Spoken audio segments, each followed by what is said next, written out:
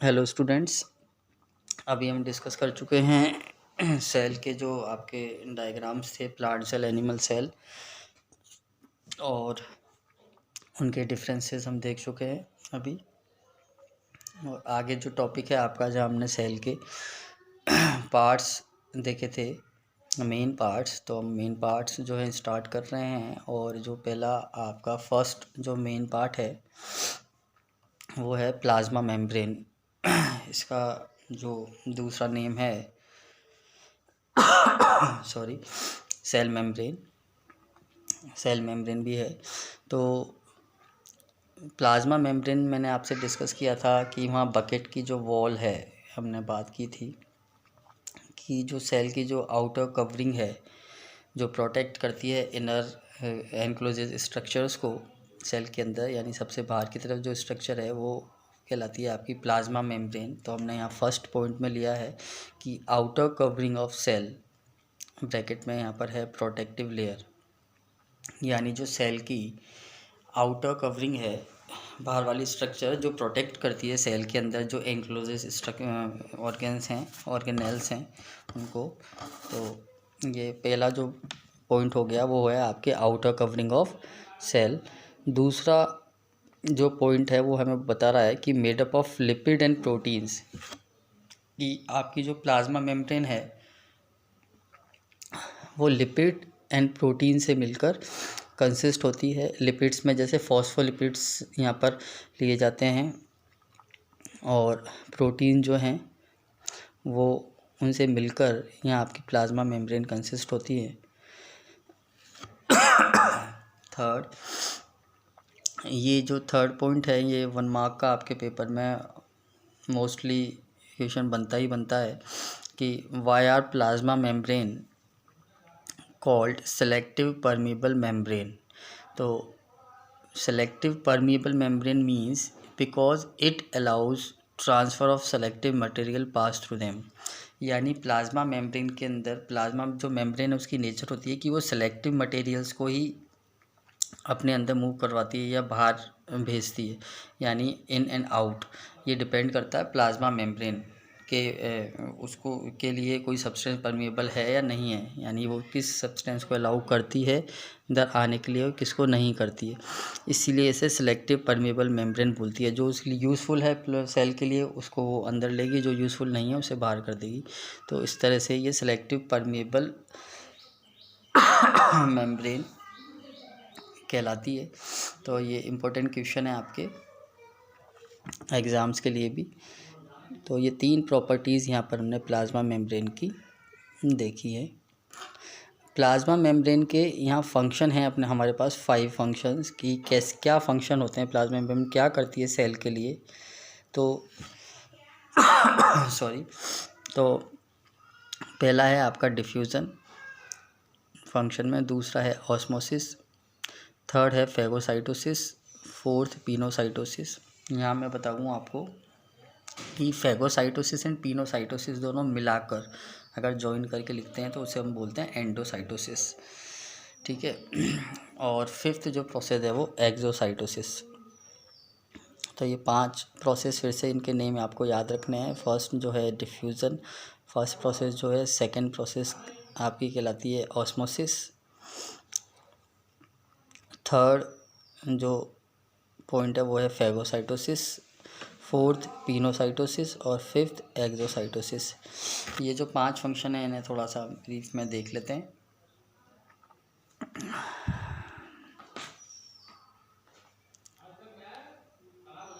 ये देखो,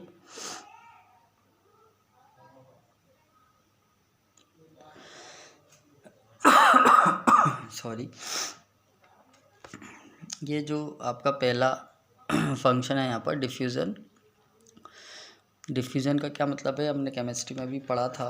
यहाँ हम सेल के पॉइंट ऑफ व्यू से देख रहे हैं, बायो के पॉइंट ऑफ व्यू से। तो the movement of solute particles from higher concentration to lower concentration.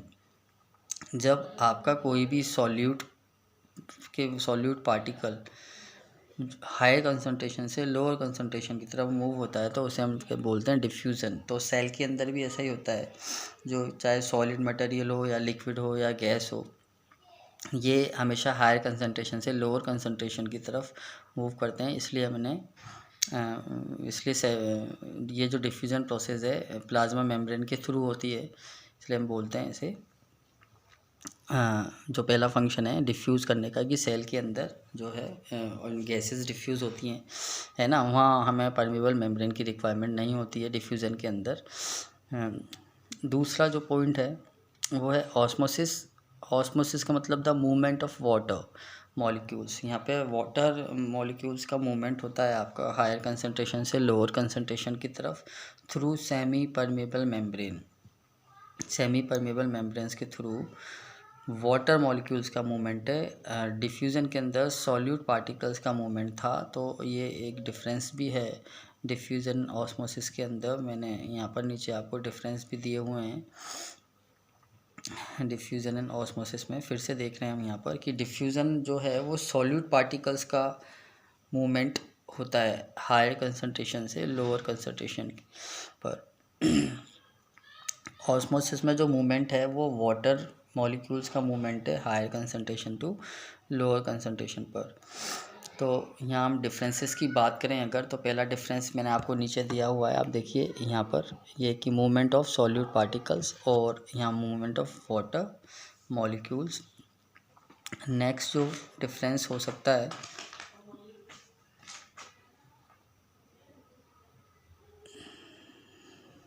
Can occur solid liquid gas.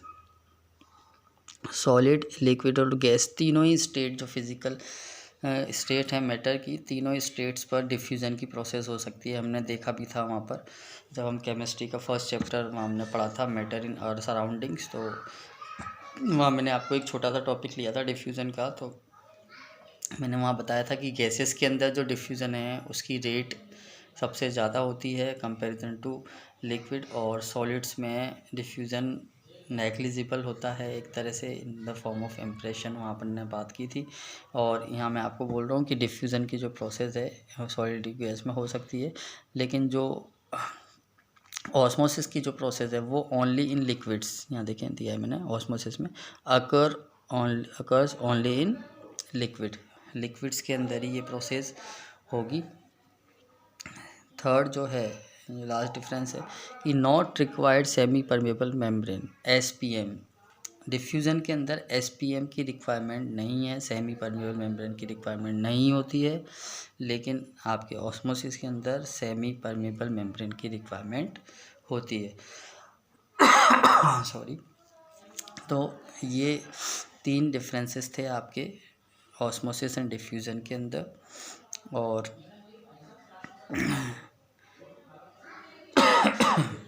Next जो प्रोसेस है आपकी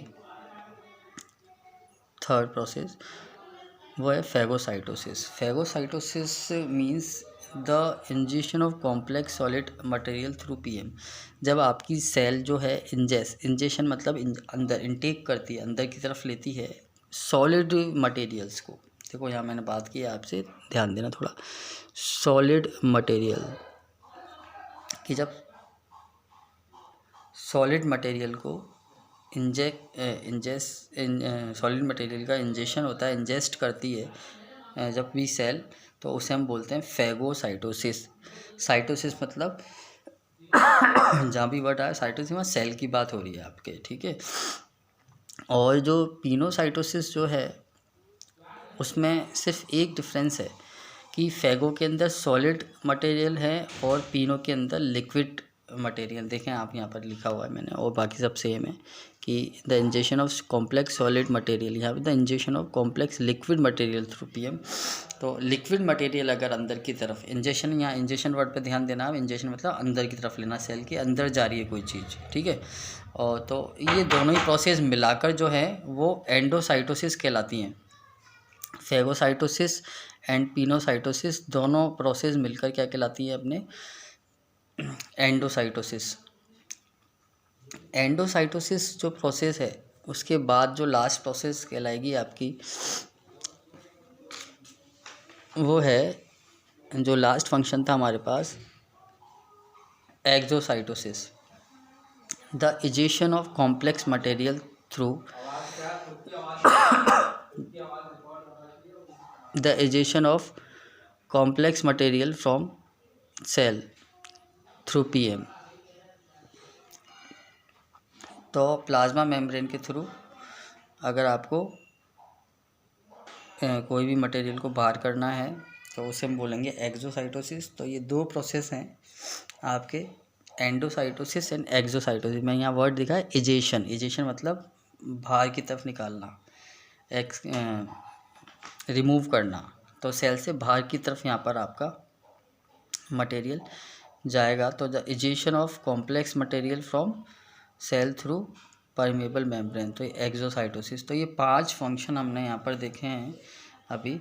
फर्स्ट जो था हमारे पास, फर्स्ट से हम स्टार्ट करें कि डिफ्यूज़न जो है फर्स्ट प्रोसेस थी, फर्स्ट फंक्शन था सेल मेम्ब्रेन का। दूसरा ऑस्मोसिस था, थर्ड फैगोसाइटोसिस, फोर्थ जो था वो पिनोसाइटोसिस, और जो फिफ्थ आपके है वो एक्सोसाइटोसिस। तो ये 5 फंक्शन हो गए हैं आपके प्लाज्मा मेम्ब्रेन के।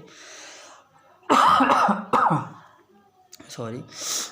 तो आज के लिए हम यहाँ पर ये प्लाज्मा मेम्ब्रेन वाला बड़ा जो है पोर्शन था, आपका मेन पार्ट था। ये लर्न भी करना है आपको, आज प्रैक्टिस भी करनी है आपको डायग्राम्स की। तो आपको टाइम लगेगा, तो आप टाइम दें थोड़ा सा बेटा इसमें लेक्चर के बाद। और लास्ट जो कुछ क्वेश्चंस हैं आपके अभी तक जो सेल चैप्टर हमने पढ़ा है उस क्वेश्चंस की हम बात कर लेते हैं। 5 आपको ये करके रखने हैं। 5 क्वेश्चंस हैं, ये आप देख सकते हैं। Cell is the basic, first question जो है, cell is the basic structural and functional unit of life, justify this statement. ये हमने क्या था लिखना है इसको आपको तरीके से। नहीं अगर आपको आता है तो आप मुझसे पूछ सकते हैं कि आंसर सर लिखना कैसे है। दूसरा डिफ्रेंशिएट करना है। यहाँ पर मैंने 3 डिफरेंस दिए हैं आपको, यूनिसेल्युलर, मल्टी सेल्युलर, प्रोके, यूकैरियोट और प्लांट सेल, एनिमल। लर्न करना है आपको इनको। Name the scientist which discover dead and living cell. तो यहाँ भी बताया हुआ है मैंने आपको, डेड सेल को रॉबर्ट हुक ने डिस्कवर किया था और लिविंग सेल को लिवेन हॉक जो सर थे उन्होंने डिस्कवर किया था। और नेक्स्ट जो है आपको ड्रॉ करना है यहाँ पर प्लांट सेल का डायग्राम, और लास्ट में है सेल थ्योरी, ये आपको एक्सप्लेन करनी है। अभी तक हम फर्स्ट चैप्टर कर चुके हैं। तो फर्स्ट चैप्टर के अगर आपके पास बुक्स हों सॉरी एनसीईआरटी अगर बुक्स हैं आपके पास तो एनसीईआरटी बुक से आप इंटेक्स और बैक क्वेश्चन सॉल्व कर सकते हैं। फर्स्ट चैप्टर जो मैटर जो हम पढ़ चुके हैं अब तक ख़त्म कर चुके हैं। और उसके बाद जितना भी आपके सेल चैप्टर का मैंने पोर्शन पढ़ा दिया है एनसीईआरटी से, वहाँ तक आप एनसीईआरटी से रीड कर सकते हैं। कोई डाउट हो आपको बुक के अंदर तो आप मुझसे पूछ सकते हैं। बुक नहीं है तो कोई दिक्कत नहीं है, आपके जो नोट्स मैं दे रहा हूँ आपको इन्हें आप लर्न करते रहें। आपकी बहुत अच्छी तैयारी रहेगी जब ओपन होंगे आपके स्कूल्स, तो आपको कोई प्रॉब्लम नहीं आने वाली इसमें।